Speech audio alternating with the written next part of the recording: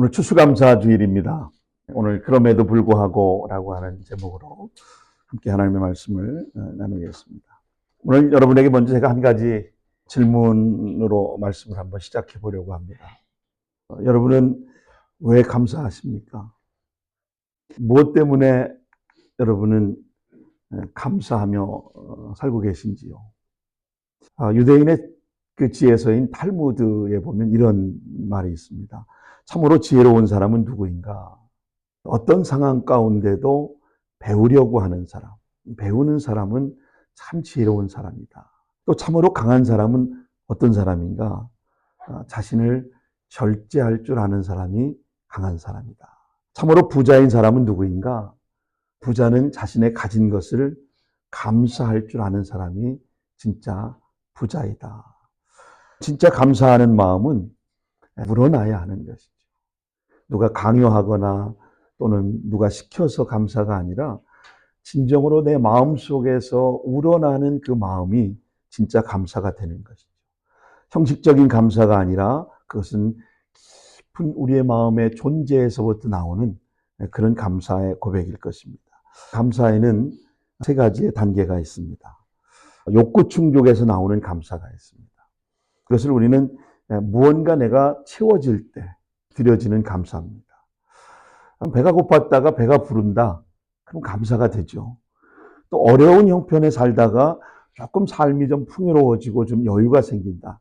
그럼 우리 또 감사하게 되는 거죠. 이걸 욕구적인 감사, 욕구 충족에 대한 감사다. 이렇게 말합니다. 사라진다는 겁니다. 다시 부족해지거나 다시 문제가 생기거나 그러면 다시 불평하고 원망하는 것입니다. 이게 욕구 충족에서 오는 감사의 한계인 것이죠. 광야를 지나던 이스라엘 백성들을 떠올려 보십시오.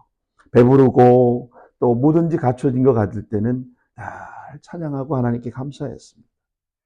근데 배고프고 먹던 것을 또 똑같이 먹고 또 실증이 나니까 먹을 것이 없다, 마실 물이 없다, 지도자를 원망하고 백성들이 싸우고 인간의 극한 바닥을 드러내는 모습을 우리가 성경을 통해서 읽어보게 됩니다. 먹을 것이 없고 마실 물이 없고 고기가 없고 환경이 감사의 기준이 될 때 바로 감사는 늘 흔들릴 수밖에 없는 것입니다. 두 번째로 감사의 유형 가운데 하나는 이건 철학적인 감사라고 말할 수 있는데 깨달음에서 나오는 감사입니다. 깨달음에서 나오는 감사. 이거는 생각하고 비교해 보면 좀 감사가 되어지는 거예요.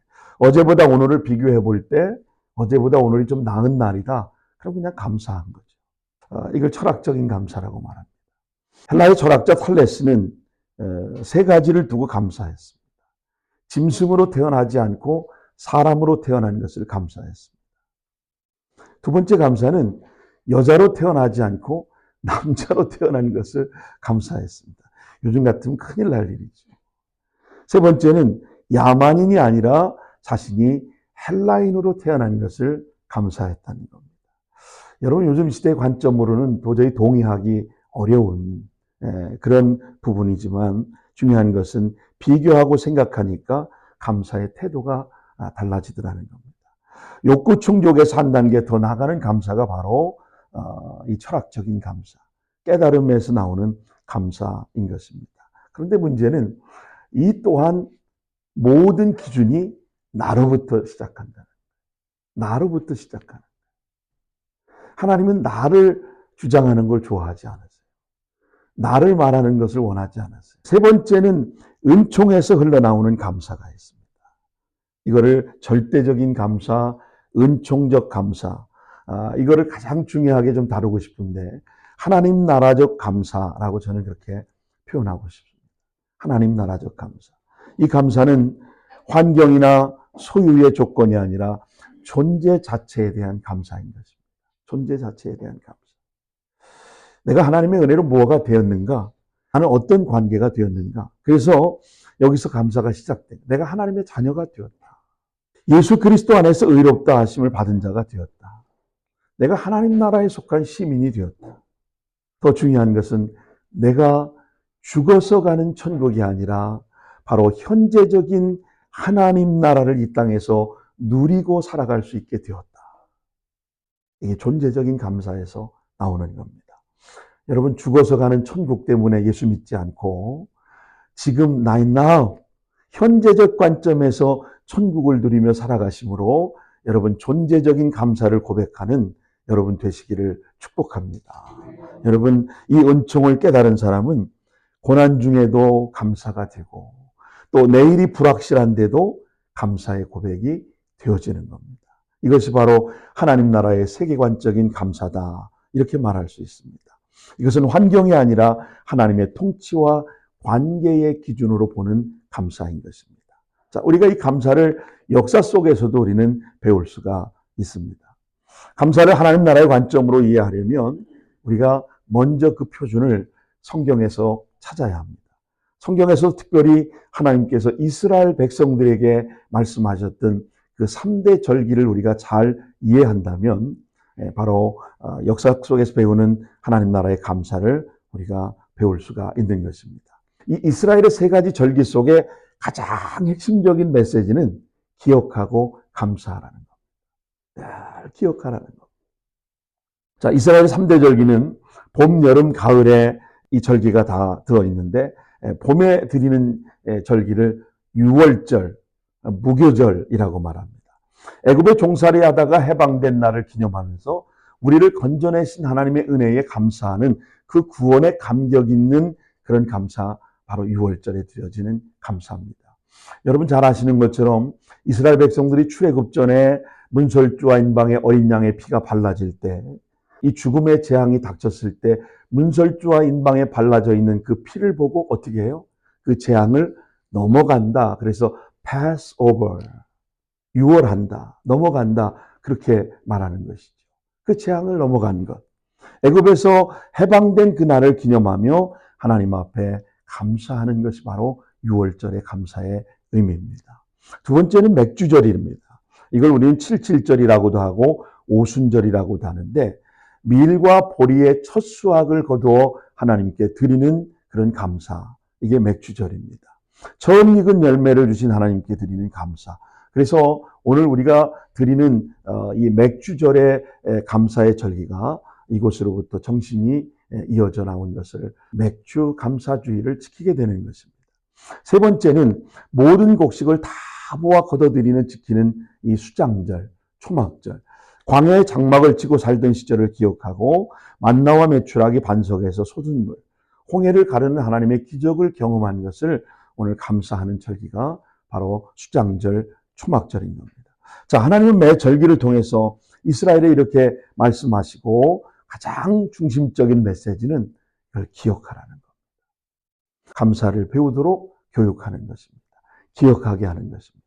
기억하고 감사하라고 하는 메시지가 이 이스라엘의 3대 절기 안에 포함되어 있는 겁니다. 기억하라. 내가 누구인지 기억하라. 내가 너희를 어떻게 인도해 냈는지를 기억하라는 겁니다. 신명기 32장 7절은 이렇게 말씀합니다. 옛날을 기억하라. 역대의 연대를 생각하라. 내 아비에게 물어라. 그가 내게 설명할 것이요. 내 어른들에게 물어라. 그들이 내게 말하리로다. 여러분은 여러분의 자녀에게 이 감사를 기억하도록 교육하고 계신가요? 늘 감사를 가르치는 거죠.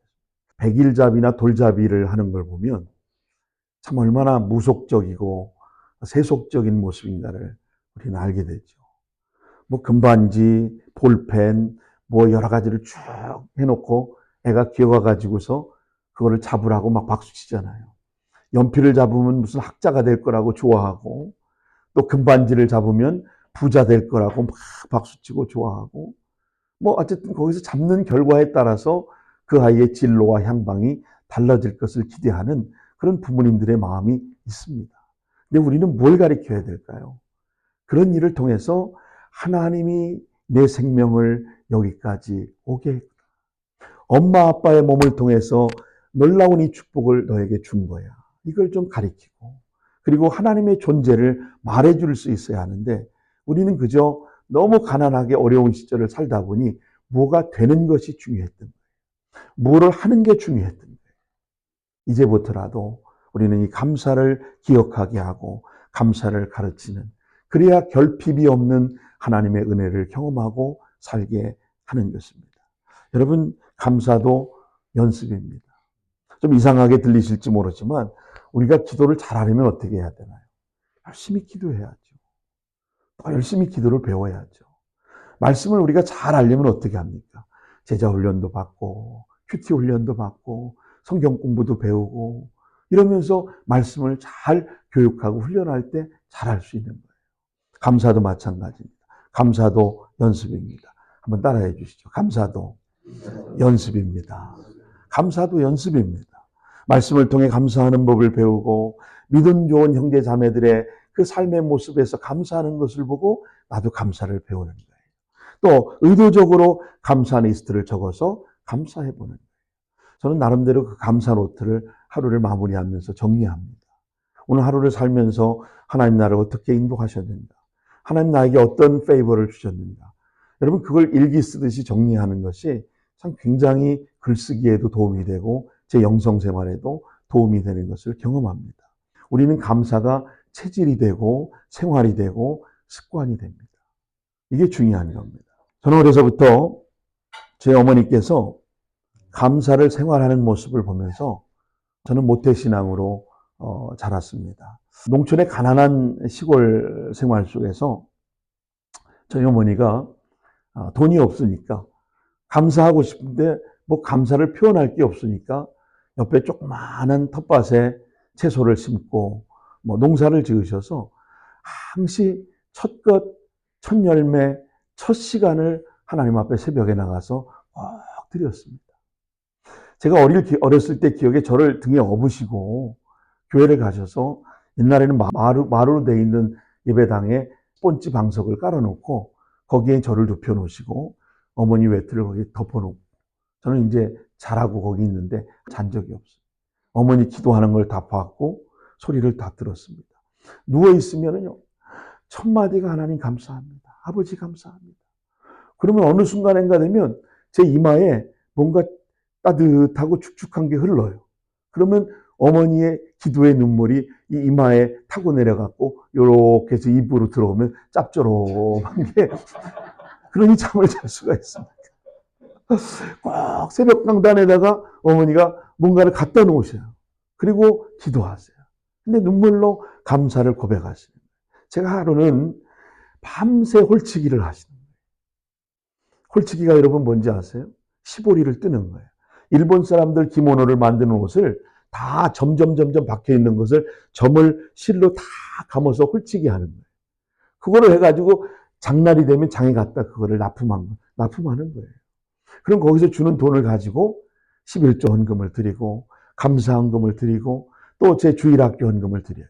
그렇게 해서 만든 주일학교 헌금을 주셨는데 제가 그걸 가다가 교회 가는 중간에 학고방이 하나 있었습니다. 가서 거기서 아무도 못 본다고 생각하고 그걸 가지고 뭘 군것질을 하고 옛날에는 왕눈이 사탕이라고 해서 큰 거. 그걸 입에다 넣고 신나갖고 교회 가서 애들한테 자랑하고 놀리고. 근데 주일학교 선생님이 그 모습을 보고 저희 어머니 주일 대회에 나오실 때 얘기를 해요. 제가 언제나 출석상, 헌금상 다 이런 걸 제가 독차지했었거든요. 빠지면 만날 혼났기 때문에. 근데 어머니가 하루는 집에 오시더니 저한테 너 나 좀 보자. 그랬더니 왜요? 저는 의기양양하겠다. 그리고 사실 헌금 안 하고 나머지 돈 남은 거는 저 집 입구에다 묻어놨었거든요. 또 학교 갈 때 그거 찾아서 사 먹으려고. 그랬더니 너 집 앞에 가서 무궁화 호차리를 좀 해와라. 무궁화 호차리를 맞아보셨나요 혹시? 무궁화 호차리는요. 부러지지도 않고 얼마나 아픈지 몰라요. 그 부러질 때까지 때리시는 거예요. 예. 그것도 옛날에 보면 다지미돌이 있습니다. 다지미돌에 올라가라고 해놓고 헌금을 도둑질한 거는 하나님 앞에 이거 같이 큰 죄가 없다고 얼마나 때리시는지. 저는 다른 걸로 맞아본 적은 없습니다. 헌금 도둑질해서 맞아본 적은 있습니다. 그 헌금을 지난주에 말씀드렸던 것처럼 인두로 돈을 다려가지고 책상 서랍에 쫙 펼쳐놓고 주일날 꼭 그걸 주셨어요. 근데 그걸 까먹었으니 그냥 내버려 두셨겠냔 말이에요. 밤새 시보리를 뜨셔가지고 헌금을 만들어 줬더니 그거 하나님께 안 드리고 까먹었다고. 그렇게 신앙을 배웠습니다. 저는 지금도 그 감사의 조건을 찾아서 감사하는 그 어머니의 모습이 기억에 남습니다. 여러분, 신앙 없는 사람은 감사할 조건이 넘쳐도 이건 우연이야, 운이 좋아서 그런 거야, 이렇게 생각합니다. 그러나 하나님 나라의 백성은 그 모든 일 뒤에 계신 하나님의 손길을 보는 분입니다. 하나님이 이스라엘에게 1년에 3번씩 의도적으로 이 3대 절기를 지키도록 했던 것은 바로 감사를 연습하게 하십니다. 이 감사의 연습에는 바로 감사의 구조화와 습관화를 하나님은 원하셨던 겁니다. 이것이 하나님이 원하시는 우리의 감사의 훈련이었습니다. 오늘 우리가 지키는 이 땡스기빙의 시작도 바로 기억과 감사로부터 시작된 겁니다. 1620년에 영국의 국교의 박해를 피해서 믿음의 선조들이 메인 플라워를 타고 신대륙을 향하여 왔습니다. 여러분 아시는 것처럼 102명의 사람들이 와서 절반은 다 병으로 다 죽고, 이 정착지가 바로 미국의 매사추세츠의 프리머스라고 하는 지역입니다. 이 지역이 남쪽으로부터 보스턴 다운타운부터 남쪽까지 한 60km 떨어진 지점, 한 37마일 지점에 프리머스 플랜팅이라고 하는 그 장소, 프리머스 락이라고 하는 것이 있습니다. 지금 여러분이 보고 계신 이 현재 메인플라워는 2019년에 400주년을 기념해서 영국으로 보내져서 30개월 동안 737만 달러를 주고 다시 보수 수리를 마치고 새 단장에서 진수한 메인플라워 2호가 되겠습니다. 제가 미국에 와서 그 이듬해에 이곳을 방문을 해서 우리 가족이 함께 가서 그 메인플라워 2 그곳에 가서 사진을 찍었던 적이 있습니다. 저 막내가 그때가 3살 때쯤 됐는데 지금은 저보다 키가 더 크니까 세월이 많이 지났습니다. 이곳에서 절반은 겨울에 다 굶어 죽고 질병과 추위로 죽었습니다. 남은 사람들은 원주민의 도움을 통해서 농사를 배우고 저들이 첫 수확을 거두게 됩니다.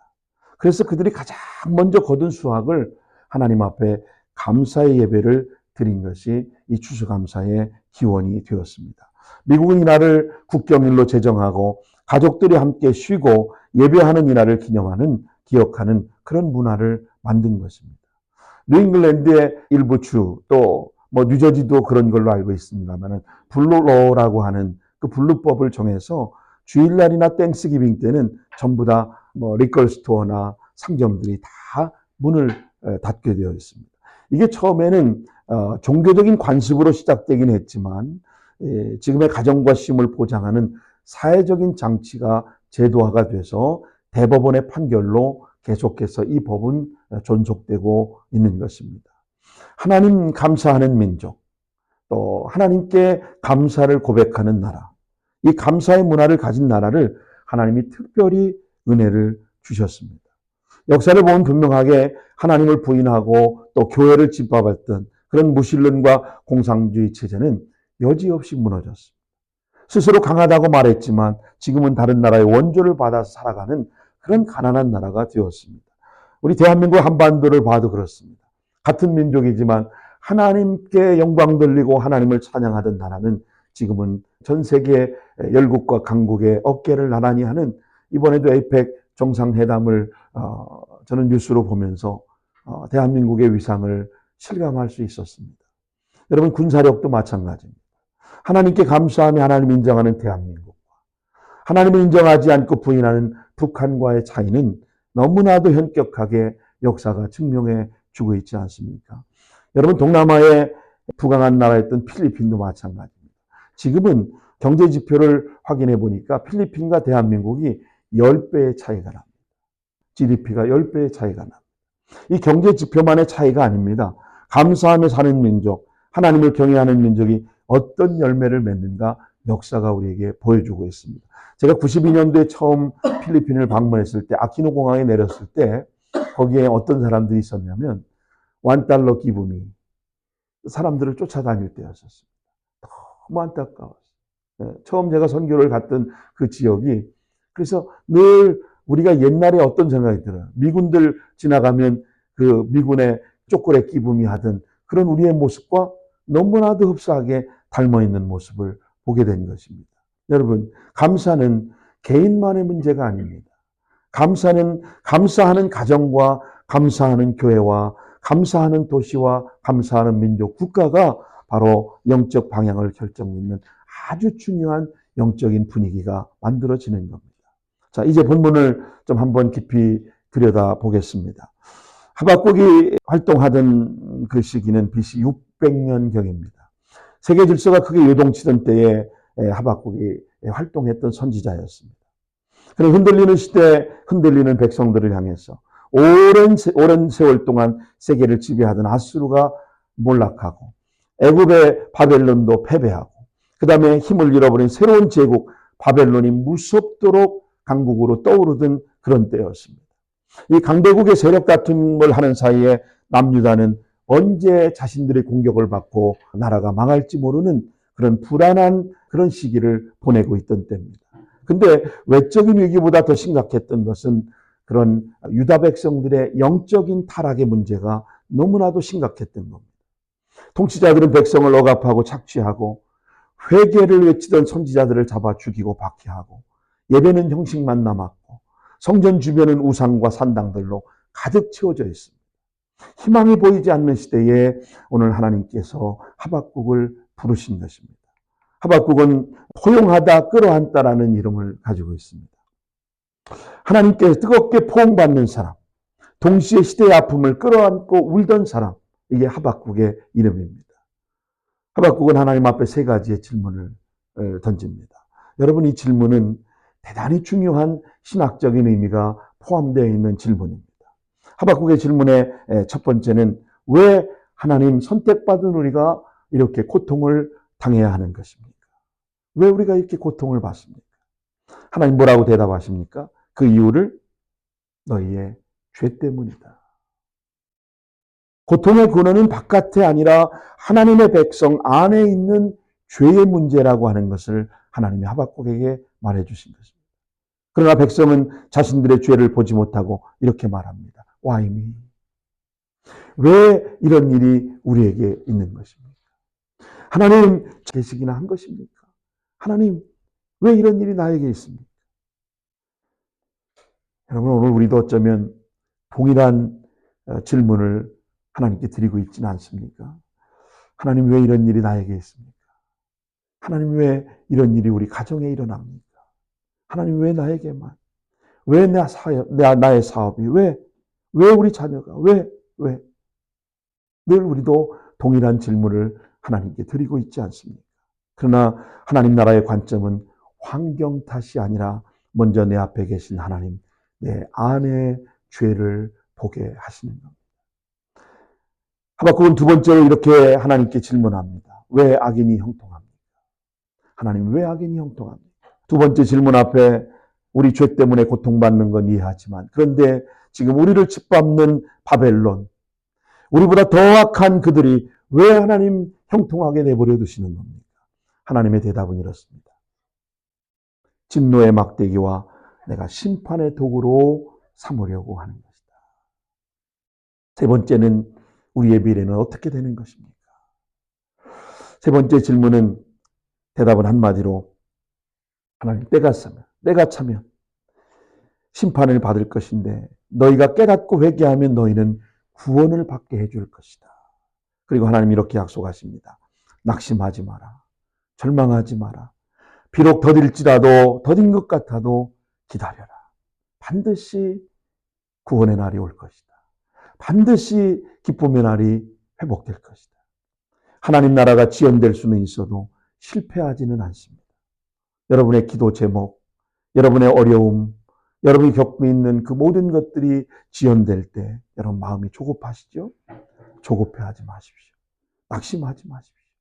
실망하지 않기를 바랍니다. 왜냐하면 우리 하나님은 실패하지 않으시고 실수하지 않는 하나님이시기 때문에 그렇습니다. 여러분 믿으시기 바랍니다. 여러분 반드시 하나님은 구원을 경험하게 해주시고 이 약속을 붙잡고 살아가는 우리를 반드시 하나님이 회복시켜 주시고 우리의 가정과 우리의 삶을 하나님이 회복시켜 주시고 그 은혜를 간증하는 그런 복된 인생으로 삼아 주실 줄로 믿습니다. 여러분 그래서 오늘 하박국의 핵심 명제를 이렇게 고백합니다. 의인은 믿음으로 말미암아 살리라. 한번 따라하십시다. 의인은 믿음으로 말미암아 살리라. 이후에 신약 성경이 쓰여지면서 이 신약 성경의 로마서의 주제, 갈라디아서의 주제, 그리고 히브리서의 신앙 고백의 기초가 의인은 믿음으로 말미암아 살리라 함과 같으니라. 의인이란 죄가 없는 사람을 말하지 않습니다. 하나님을 믿는 믿음으로 의롭다 하심을 받은 사람이 의인인 겁니다.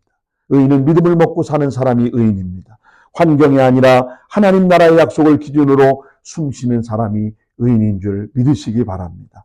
하박국은 하나님께 이 약속을 붙잡고 그는 충격을 받습니다. 그리고 그는 감격합니다. 충격과 감격하며 하박국은 성전에 들어가 하나님 앞에 엎드려 기도하며 하나님을 찬양합니다. 하박국 3장 2절을 같이 한번 읽어보겠습니다. 시작. 여호와여, 내가 주께 대한 소문을 듣고 놀랐나이다. 하박국이 무엇 때문에 놀랐을까요? 백성의 죄가 이렇게 심각한 줄 몰랐기 때문에 자신에게 놀랐습니다. 하나님께서 죄를 이렇게 미워하시는 걸 알고 하박국은 놀란 것입니다. 그리고 심판이 끝이 아니라 그 뒤에 구원이 준비되어 있다는 사실 앞에 하박국은 또 한 번 감격하고 놀란 것입니다. 우리도 이 두 가지가 필요합니다. 충격과 감격. 내가 얼마나 죄인인가 여러분 날마다 충격받으셔야 합니다. 여러분 한번 옆에 분 보시면 한번 놀랍시다. 시작. 옆에 분 좀 충격을 받으십시오. 난 당신이 이런 사람인지 몰랐대. 그뿐만이 아니라 여러분 감격하십시오. 여러분 옆에 분을 보시고 감격하셔야 합니다. 그런 나를 버리지 아니하시고 하나님은 포기하지 않으시는 하나님이시구나. 나 같은 존재도 하나님이 포기하지 않으시는 하나님이심을 여러분 감격하며 사시기를 축복합니다. 이 충격과 감격이 연결될 때 우리는 어떤 고백이 나와요? 그럼에도 불구하고 감사. 그럼에도 불구하고 감사가 되는 것. 바로 이걸 은총적인 감사, 하나님 나라의 감사, 절대 감사라고 말할 수 있습니다. 이거는 환경이나 소유의 조건이 아니라 존재 자체에 대한 하나님께 드릴 수 있는 최고의 감사가 되는 것입니다. 하박국이 보여준 세 가지 감사가 있습니다. 오늘 본문의 하박국은 세 가지의 감사를 고백합니다. 그는 환난 날에 하나님 앞에 감사합니다. 자, 16절을 보십시오. 내 창자가 흔들렸고 내 입술이 떨렸고 내 뼈가 썩은 것 같고 내 몸이 떨린다. 이거 괜찮은 척 하는 사람의 고백일까요? 괜찮은 척 하는 사람의 고백이 아닙니다. 정직한 두려움, 진짜 현실 감각을 가진 사람의 리얼리티한 그런 고백인 것입니다. 그러나 그 두려움 속에서도 그는 하나님 앞에 나아가는 걸 주저하지 않습니다. 여러분, 어떤 어려움과 고난과 아픔이 여러분에게 있어도 도망하지 마십시오. 하나님의 낯을 피하지 마십시오. 아담아, 내가 어디 있느냐? Where are you? 하나님이 아담을 찾으실 때 아담은 하나님의 약속의 명령을 불순종하고 벗었으므로 부끄러워 그는 나뭇잎으로 가리고 내가 숨었나이다. 그는 그렇게 고백했습니다. 여러분 하나님의 낯을 피하지 마십시오. 어떤 어려움과 고난이 여러분 앞에 닥쳐도 하나님의 낯을 피하지 마십시오. 하나님, 내가 여기 있습니다. 하나님 아시지요? 내 모습 이대로 주님 아시지요? 주님 앞에 여러분의 모습을 주님의 존재 앞에 드러내 보이시기 바랍니다. 우리는 흔히 문제가 없어서 감사하려고 합니다. 그러나 성경은 오히려 환난 날에 하나님 앞에 감사하라고 말씀합니다. 시편 50편 15절 말씀 우리 같이 한번 읽습니다. 시작. 환난 날에 나를 부르라. 내가 너를 건지리니 내가 너를 영화롭게 하리로다. 아멘, 아멘. 하나님 나라는 환난 없는 나라가 아니라 환난 속에서도 하나님께 나가는 사람을 통해서 드러내 보이는 나라인 것입니다. 하박국 선지자가 보여준 두 번째 감사는 그럼에도 불구하고 없을지라도 감사합니다. 자, 3장 17절을 또 한번 같이 보시죠. 비록 무화과 나무가 무성하지 못하며 포도나무에 열매가 없으며 감람나무에 소출이 없으며 밭에 먹을 것이 없으며 우리 양이 없으며 외양간에 소가 없을지라도 그 시대 사람들에게 이 6가지는 생활에 가장 필요한 전부였습니다. 전부를 잃는다는 뜻이었습니다. 양식이 끊어졌습니다. 마실 음료가 사라졌습니다. 등불이 꺼졌습니다. 가축이 사라졌습니다. 하나님께 드릴 제사로 드려야 할 제물이 없는 것입니다. 죽은 거나 마찬가지입니다. 하박국은 그러나 믿음의 눈으로 전쟁이 시작되면 이런 것들은 다 사라질 것을 보았습니다. 그럼에도 그는 이렇게 고백합니다. 없을지라도 그럼에도 불구하고 나는 여호와로 말미암아 즐거워하고 기뻐하노라. 할렐루야. 여러분에게도 이런 고백이 되어지시기를 예수님의 이름으로 축원합니다. 이 고백이 바로 하나님 나라를 살아가는 성도의 감사의 정점인 겁니다. 환경이 아니라 왕 되신 하나님을 기준 삼는 감사. 오늘 우리가 현대적 언어로 바꿔서 통장 어카운트에 넉넉하지 못하고 건강검사 결과가 좋지 않고 계획했던 일들이 열리지 않고 관계가 풀리지 않고 또 그럼에도 불구하고 우리는 주님 때문에 기뻐하고 감사하는 겁니다. 하나님 나라는 있을 때만 드리는 감사가 아니라 없을지라도 드리는 감사 위에 하나님이 드러내시기를 원하시는 겁니다. 마지막 세 번째 하박국이 보여준 감사는 하나님의 은혜와 구원에 근거한 감사였습니다. 자, 18절로 19절 감사의 근거가 분명합니다. 나는 여호와로 말미암아 즐거워하며 나의 구원의 하나님으로 말미암아 기뻐하리로다. 주 여호와는 나의 힘이시라. 나의 발을 사슴과 같게 하사 나를 나의 높은 곳으로 다니게 하시리로다. 하박국의 기쁨 상황이 아니라 하나님 자신이었습니다. 하나님 한 분을 위해서 기뻐하고 구원의 은총을 인하여 감사하며 기뻐할 수 있었던 거라면 오늘 우리도 존재적인 감사, 바로 하나님 앞에 이런 감사의 고백이 있는 그런 신앙의 삶을 살아갈 수 있는 본질적인 감사의 주인공들이 되시기를 바랍니다. 성경의 주석가의 메추엘리는 이렇게 말했습니다. 하박국이 모든 것이 사라져도 하나님을 찬양하고 감사할 수 있었던 것은 그 어떤 것이 사라져도 하나님은 결코 떠나지 않으신다는 사실을 믿었기 때문이다. 마치 아브라함이 100세에 얻은 아들 이삭을 모리아산 번제단에 제물로 바치라고 할 때 아브라함이 고민하지 않고 주저없이 아들을 데리고 3일 길을 걸어가서 그 번제단 위에 번트 오프닝하기 위해 그 아이를 올려놨던 그 순간, 어쩌면 동일하게 하나님은 결코 나를 떠나지 아니하시고 내게 주신 자도 여호와시요 취하실 자도 여호와시니 하나님이 달라고 하면 하나님 것을 내가 드리겠습니다라고 하는 그런 신앙의 고백적인 모습이 그 안에 담겨졌는 것입니다. 도망갈 수 있는 아들 이삭, 도망가지 않고 그 자리에 순종했던 것. 여러분 성경을 읽어보시면 이삭에 대한 기록은 성경에 그렇게 많지 않습니다. 단 3장. 그런데 이삭은 별로 한 게 없습니다. 우물 몇 개 판 것. 그럼에도 불구하고 역사의 주인공으로 우리가 그의 이름을 부를 수 있는 것.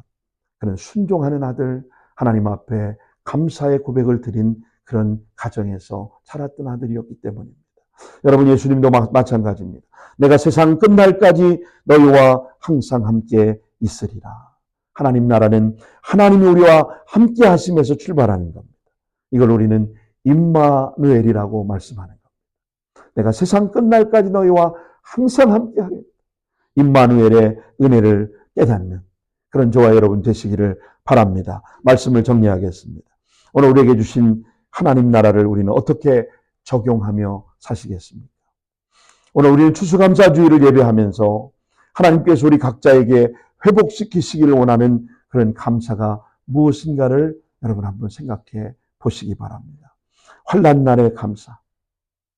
문제가 있을 때 도망치지 않고 하나님께 부르짖는 감사의 주인공이 되시기 바랍니다. 두 번째, 그럼에도 불구하고의 감사. 없을지라도 실패했을지라도 아직 회복되지 않았을지라도 주님 때문에 감사하는 그런 신앙의 고백이 여러분 가운데 있기를 바랍니다. 마지막 세 번째, 은혜와 구원에 기초한 감사. 하나님 나라 백성으로 부르신 그 사실 하나만으로 충분히 감사할 수 있는 그런 믿음. 이런 믿음. 오늘 여러분의 감사의 고백, 여러분의 개인과 가정과 교회와 또 이 민족 가운데 다시 회복되는 놀라운 소망이 있기를 바라고, 무화과 나무가 무성하지 못하고 포도나무에 열매가 없고 감람나무에 소출이 없고 밭에 먹을 것이 없습니다. 우리 양이 없으면 외양간에 소가 없을지라도 나는 여호와로 인하여 즐거워하며 구원의 하나님으로 인하여 기뻐하리로다. 이 고백이 오늘 우리의 고백이 되고 우리 교회의 고백이 되고 여러분의 삶의 고백이 되시기를 예수님의 이름으로 축원합니다. 기도하겠습니다.